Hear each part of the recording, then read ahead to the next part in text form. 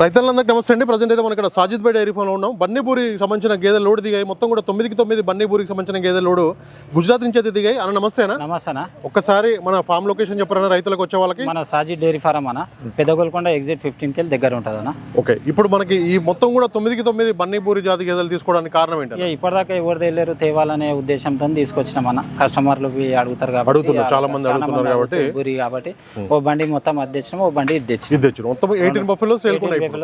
ఈ రోజు వచ్చినాయి.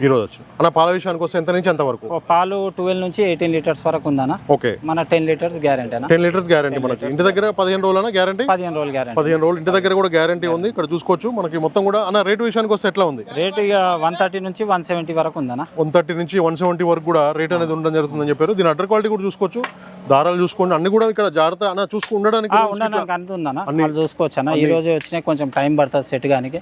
సెట్ అయినాక తీసుకోపోతా మనకు ప్రాబ్లం లేదు.